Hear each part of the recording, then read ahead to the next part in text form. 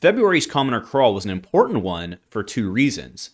It was our first real chance to get heavy hitters into play in the format and see if it had the impact that we expected it to.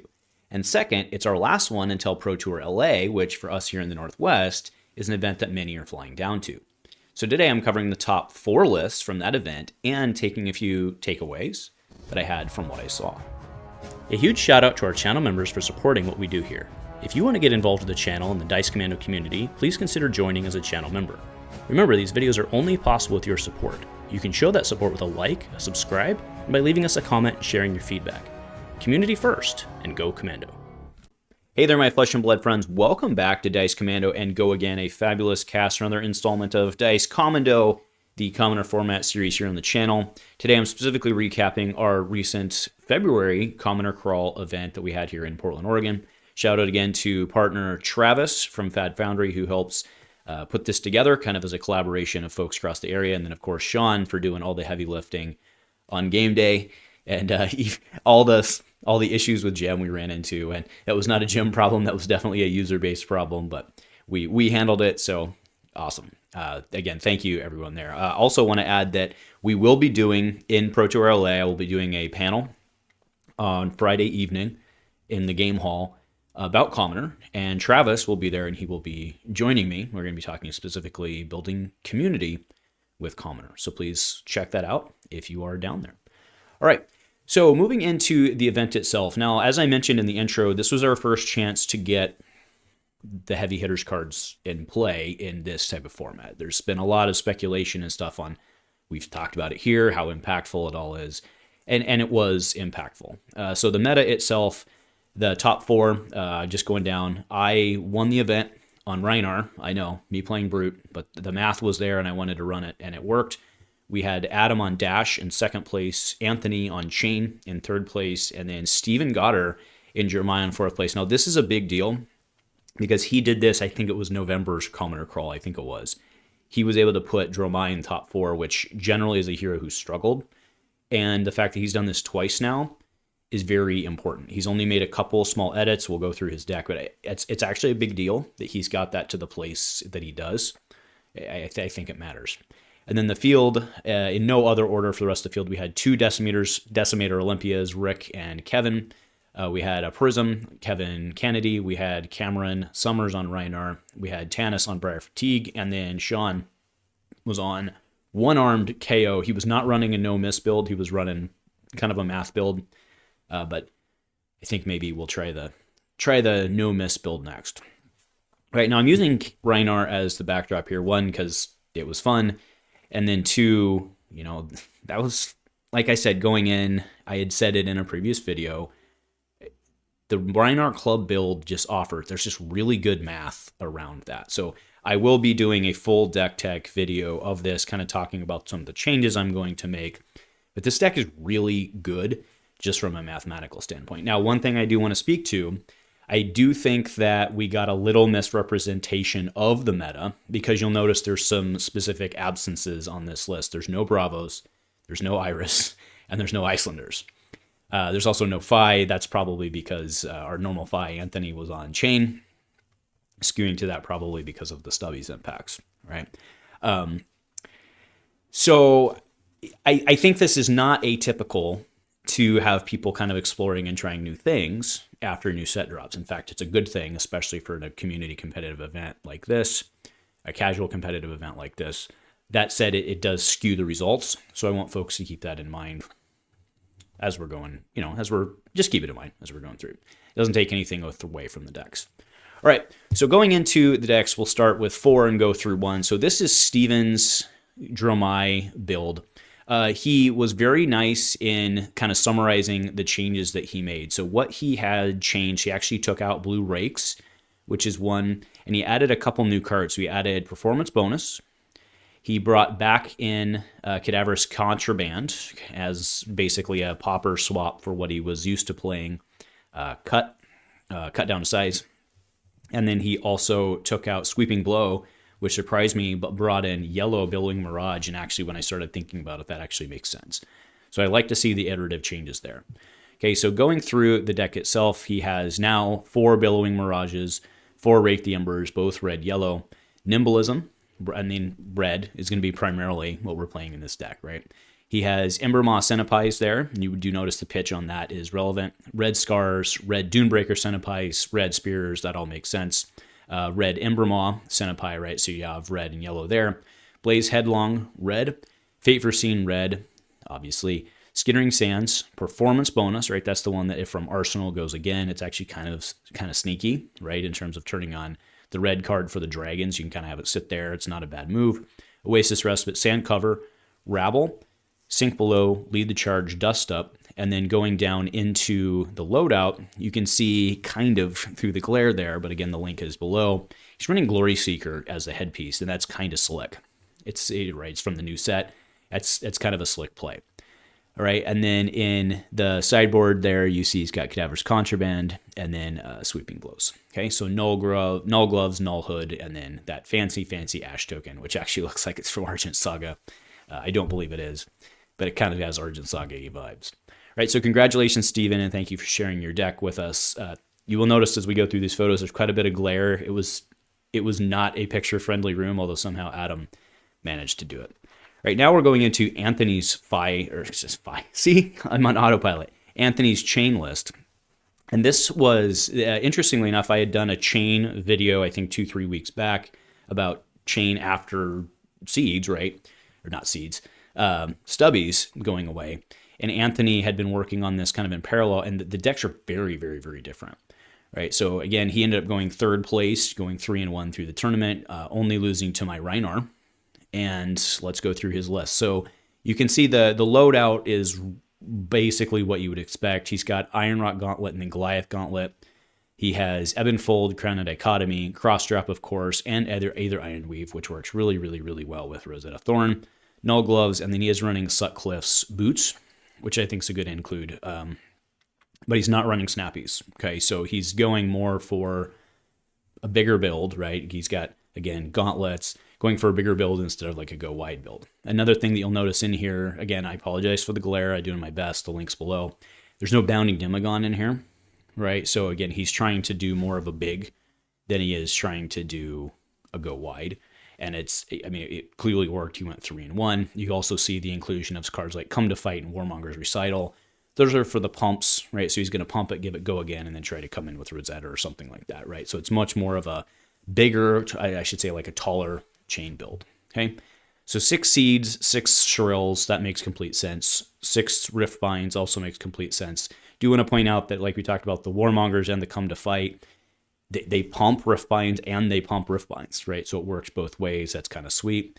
He is running 4 Pummels, yellow and blue, Crackles, red and blue, Ghostly Visit, red, and Reek of Corruption, red, blue, Drowning Dire, red, yellows. Okay, so you can see a lot of 2s in there for the Pummels, for the Gauntlets, and stuff like that. Also lets him do a lot of things off of like a 3-pitch, or do a Seeds, do it, get go again, and then Rosetta again off of a blue pitch. Okay, and then in the sideboard, of course, he has Oasis Respite. No surprise there. Don't leave home without it in this format.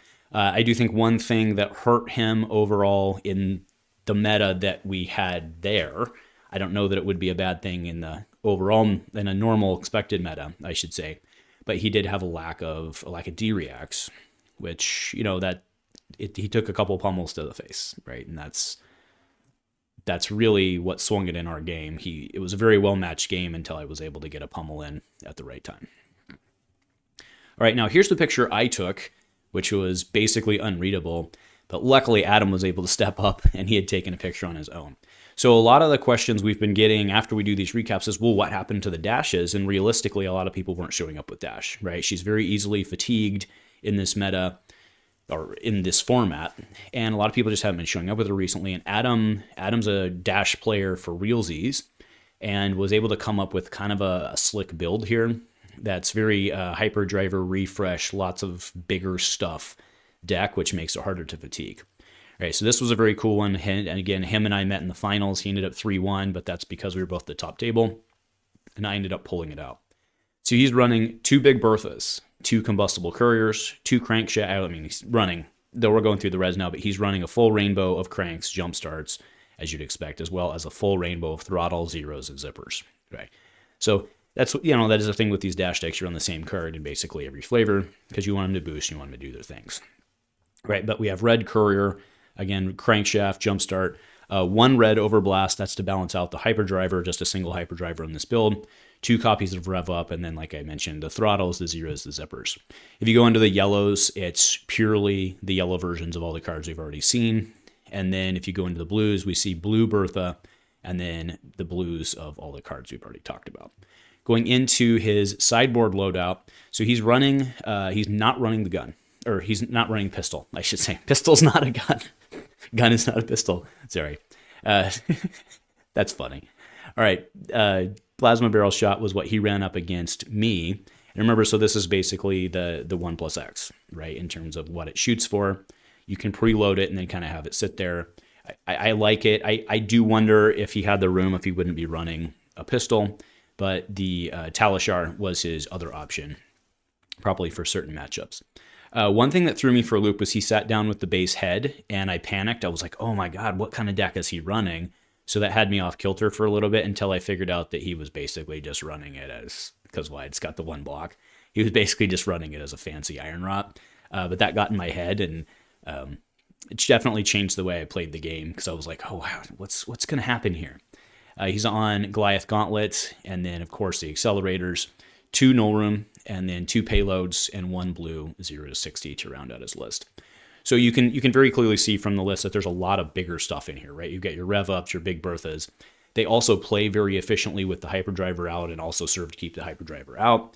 It makes a lot of sense, but throwing these bigger attacks really throws the fatigue math off.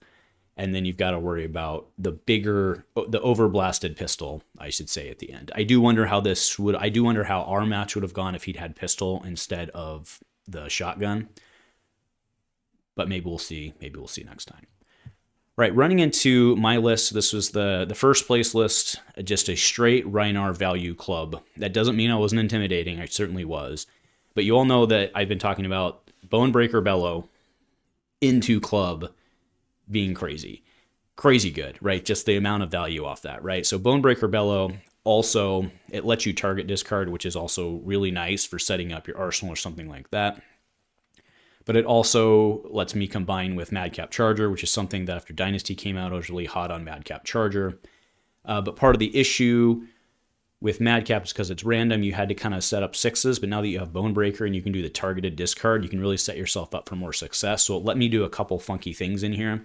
Like you can see I'm running blue Madcap Charger, which you would probably try and get, just better, stronger cards on that, right? Or maybe you'd even skew away from blue and run a yellow to try and get more 6s if you didn't have Bonebreaker and the targeted. But it works really well. Bonebreaker is so good. So good. All right, so I was running Monstrous Veil, so it was 4 armor, Monstrous Veil, Beaten Trackers, Barkbone Strapping, and Gauntlet of Might. I was not playing Beaten Trackers, I was not playing the Gauntlet for the Might token, I was playing it just for the armor.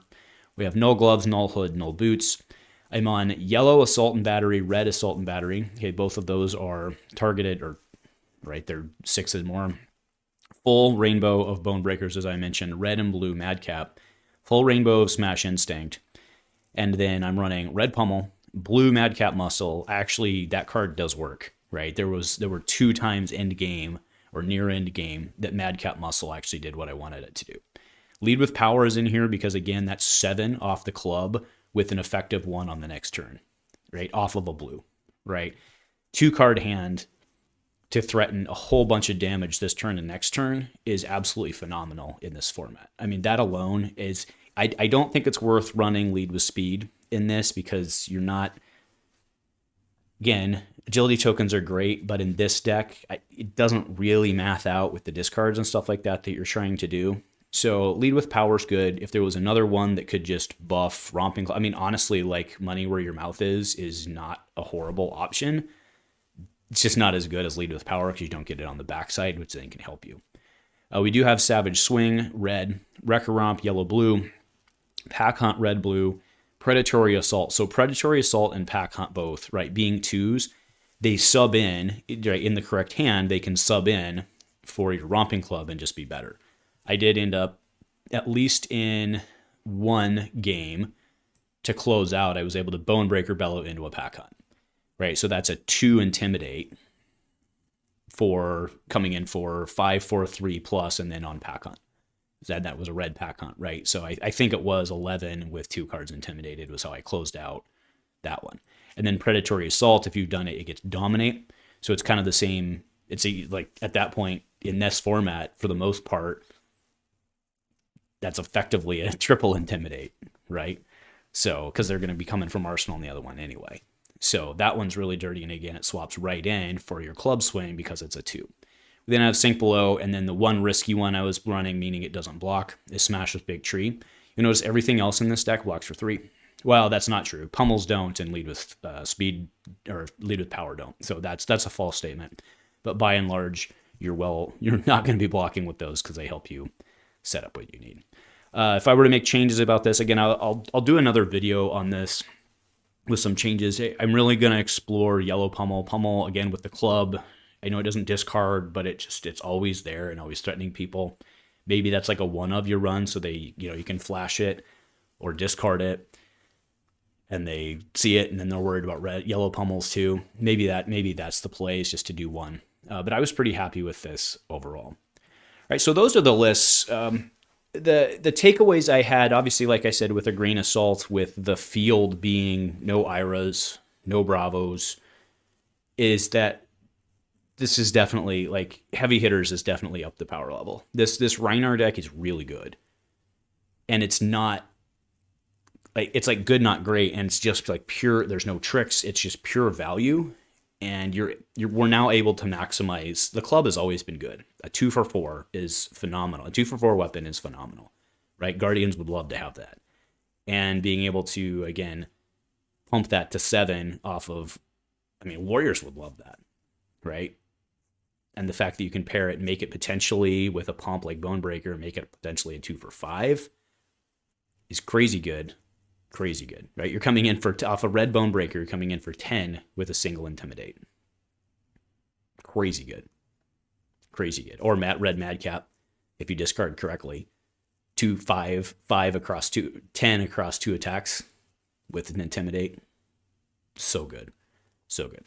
So anyway, I'll leave it there. That was the event itself. Thanks again to all of the awesome players who came out. Had another great time just sitting and playing and hanging out. These events are phenomenal.